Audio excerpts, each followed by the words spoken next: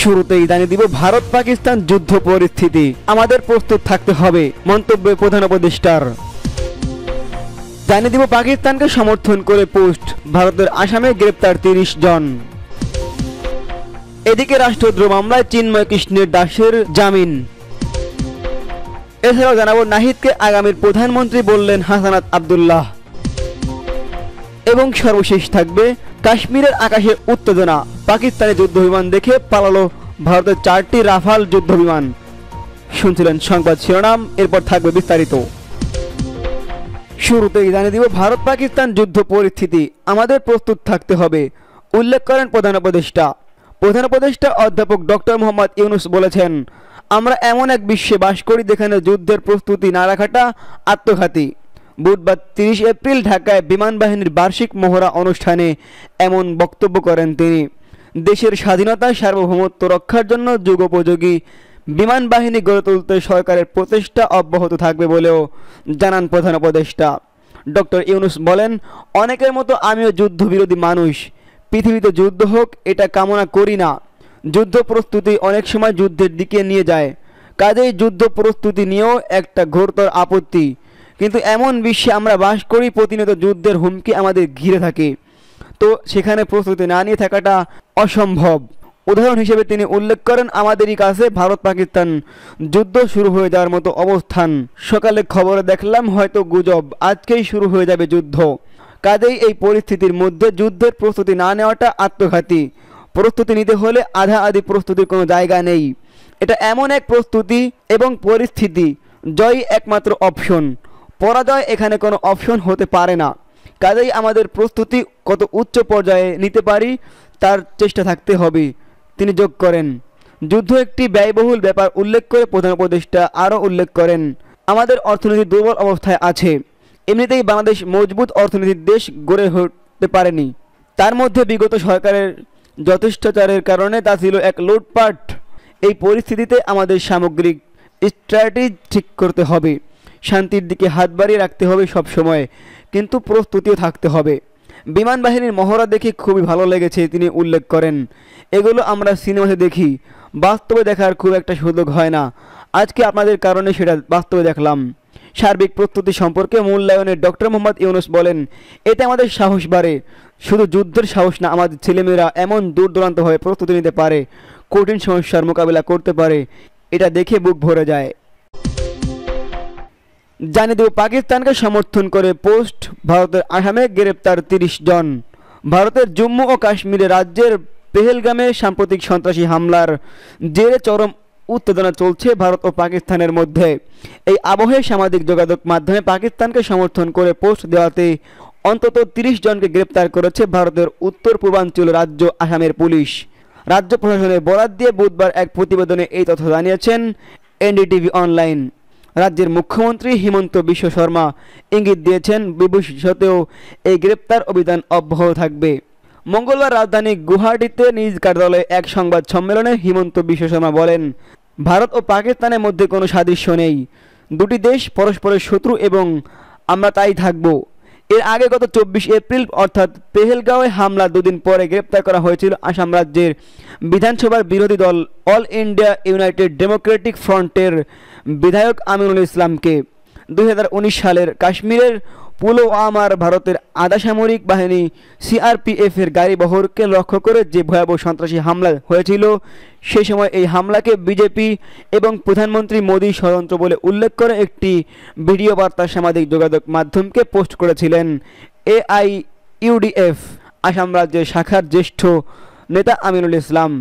22 April Pahalgam হামলার পর সামাজিক যোগাযোগ মাধ্যমে তারা পুরো ভিডিওটি ভাইরাল করে। এর জের ধরে গ্রেপ্তার করা হয় বিধায়ক আমিনুল ইসলামকে।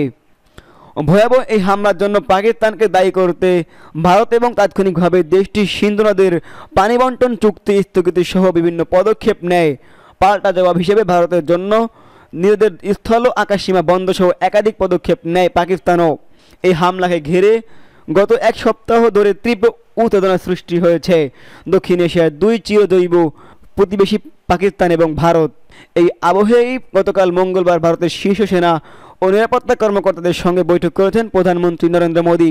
সেই বৈঠকে ভারতীয় প্রতিরক্ষা বাহিনীকে পাকিস্তান হামলার জন্য সবুজ সংকেত তিনি দিয়েছেন বলে জানা গেছে। অন্যদিকে পাকিস্তান জানিয়েছে ভারত কোনো প্রকার সামরিক পদক্ষেপ নিলে তার উপযুক্ত জবাব দেবে ইসলামাবাদ। এদিকে রাষ্ট্রদ্রোহ মামলায় চিন্ময় কৃষ্ণ দাসের জামিন। রাষ্ট্রদ্রোহ মামলায় ইসকনের সাবেক নেতা চিন্ময় কৃষ্ণ দাসকে জামিন দিয়েছে হাইকোর্ট। আজ বুধবার 30 এপ্রিল বিচারপতি মোহাম্মদ আতাউর রহমান ও বিচারপতি মোহাম্মদ আলীর হাইকোর্ট বেঞ্চ রুলের চূড়ান্ত শুনানি শেষে তাকে জামিন দেওয়া হয়।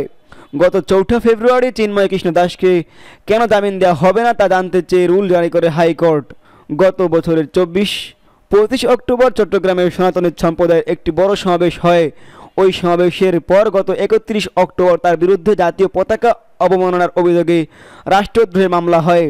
এতে চিন্ময় কৃষ্ণ দাস ছাড়াও আরও 18 জনকে আসামি করা হয়।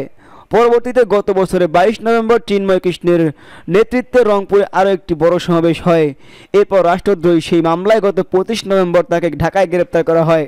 পরদিন জামিন আবেদন করা হলে তাকে নামঞ্জুর না করে চিন্ময় কৃষ্ণ দাসকে কারাগারে পাঠানোর নির্দেশ দিলে চট্টগ্রাম মেট্রোপলিটন পুলিশ ম্যাজিস্ট্রেট আদালত চিন্ময় কৃষ্ণ কারাগারে পাঠানোর নির্দেশ দিলে সেদিন চট্টগ্রামে আইন শৃঙ্খলা রক্ষাকারী বাহিনী ও আইনজীবীদের সঙ্গে চিন্ময়ের অনুসারীদের সঙ্গে সংঘর্ষ হয়।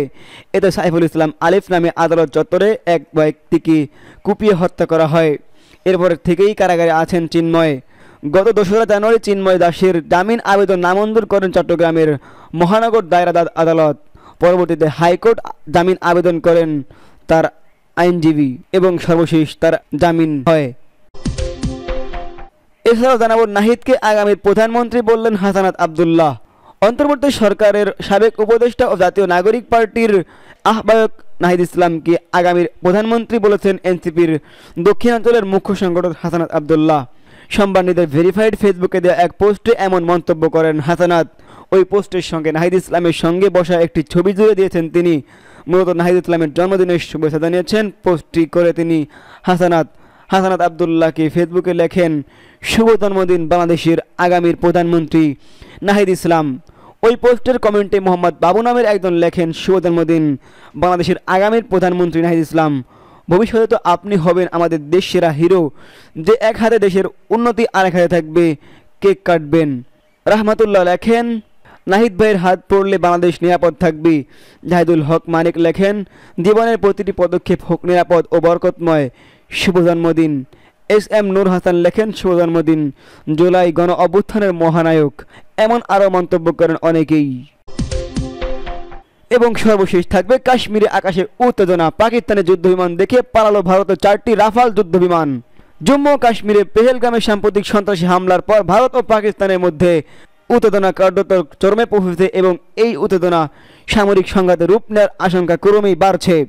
এমনকি আগামী 36 ঘন্টার মধ্যে ভারত পাকিস্তানে হামলা করতে পারে বলে গোয়েন্দা সংস্থা জানিয়েছেন। এমন অবস্থায় উত্তেজনা ছড়িয়েছে কাশ্মীরের আকাশে। ভারতীয় বিমান বাহিনীর 4টি রাফাল যুদ্ধবিমান কাশ্মীর অঞ্চলে টহল দেওয়ার সময় পাকিস্তানের যুদ্ধবিমান দেখে পালিয়ে গেছে। বুধবার 30 এপ্রিল এক প্রতিবেদনে এই তথ্য জানিয়েছেন পাকিস্তানের সংবাদ মাধ্যম দ্য ডন। সংবাদ মাধ্যমটি বলছে, পেহেলগামে ভয়াবহ সন্ত্রাসী হামলার পর ভারত পাকিস্তানে উত্তেজনা চরমে। তখন বুধবার পাকিস্তানের রাষ্ট্রীয় গণমাধ্যম পিটিভি নিউজ দাবি করেছেন, ভারতের যুদ্ধবিমান রাফাল কাশ্মীর অঞ্চলে টহল দিতে গিয়ে পাকিস্তান বিমান বাহিনীর পিএএফ প্রতিক্রিয়ায় পালিয়ে যেতে বাধ্য হয়েছে। পিটিভির প্রতিবেদনে বলা হয়, ভারতীয় বিমান বাহিনীর 4টি রাফাল যুদ্ধবিমান কাশ্মীরের ওপর দিয়ে উড়ছিল, যদিও ওই বিমানগুলো নিয়ন্ত্রণ রেখা অতিক্রম করেনি। এদিকে পাকিস্তানের প্রধানমন্ত্রী শেহবাজ বলেছেন, ভারত যদি আগ্রাসী পদক্ষেপ নেয় তবে পাকিস্তান তার সার্বভৌমত্ব ও ভূখণ্ড রক্ষায় পূর্ণ শক্তি দিয়ে জবাব দেবে। এছাড়া ভারত যদি সত্যি পাকিস্তানকে সামরিক অভিযান শুরু করে, সেক্ষেত্রে নিজেদের অস্তিত্ব ও সার্বভৌমত্ব রক্ষার্থে ভারতের বিরুদ্ধে পারমাণবিক বোমা ব্যবহার করবে পাকিস্তান। দেশটির প্রতিরক্ষা মন্ত্রী খাজা মোহাম্মদ আসিফ গত সোমবার এই হুঁশিয়ারি উচ্চারণ করেছেন।